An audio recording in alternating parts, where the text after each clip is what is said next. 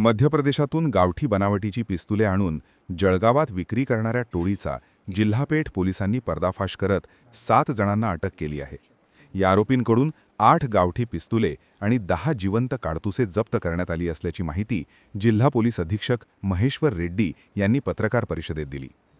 पोलिसांना मिळालेल्या गुप्त माहितीनुसार इंडिया गॅरेज परिसरात राहणारा यश रामदास ननवरे हा गावठी कट्टा घेऊन फिरत असल्याची माहिती जिल्हापेठ पोलीस ठाण्याचे प्रभारी अनिल वाघ यांना मिळाली. त्यानुसार पोलीस पथकाने कारवाई करत यश ननवरे याला ताब्यात घेत त्याच्याकडून एक गावठी कट्टा जप्त केला. चौकशीत त्याने हा कट्टा केशव सुनील भालेराव याच्याकडून घेतल्याचे सांगितले. यानंतर केशव भालेराव याची चौकशी केली असता त्याने हे कट्टे सराईत गुन्हेगार समाधान बळीराम निकम याच्याकडून घेतल्याचे उघड झाले.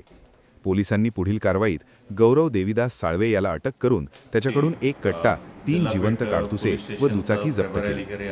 तांत्रिक विश्लेषणाच्या आधारे समाधान निकम ज्याला नेरी येथून ताब्यात घेण्यात आले. चौकशीत त्याने मध्य प्रदेशातून गावठी पिस्तुले आणून जळगाव परिसरात विक्री केल्याची कबुली दिली. या प्रकरणात केशव भालेराव, विकास प्रकाश काकडे, यश ननवरे, गौरव साळवे, जगदीश गजानन महाजन आणि कैलास राजेंद्र माळी यांच्यासह 7 जणांना अटक करण्यात आली आहे.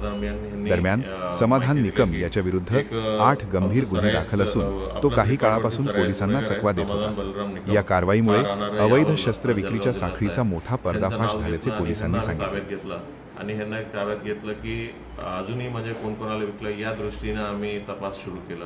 या दृष्टीने तपास सुरू केल्यानंतर अजूनही 5 लोकांचं नाव त्यांनी दिलेलं आहे.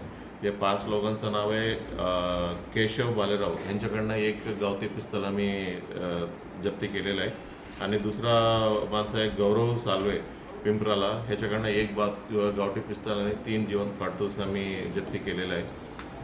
तिसरा आहे विकास काकडे यांच्याकडनं 2 गावठी पिस्तल आणि 2 जिवंत काडतूस, जगदीश महाजन यांच्याकडनं 2 गावठी पिस्तल आणि नेक्स्ट आहे कैलाश राजेंद्र माळी यांच्याकडनं 1 गावठी पिस्तल आणि 5 जिवंत काडतूस असं आम्ही जप्त केलेलं आहे. या पूर्ण कारवाईमध्ये 7 लोकांना आम्ही अटक करण्यात आलं आणि यांच्या पूर्ण कारवाईमध्ये 8 पिस्तल, 10 जिवंत काडतूस आणि इतर व्हेकल वगैरे आम्ही सीज करण्यात आलेलं आहे या पूर्ण कारवाईमध्ये. सर, हे जे वेपन्स आणले होते हे कशासाठी वापरणार होते, याच्या मागची काही मोठी कारवाई होती का आरोपींची? एक्झॅक्टली रिझन अजून काही एक्झॅक्ट रिझन समजलेलं नाही आहे.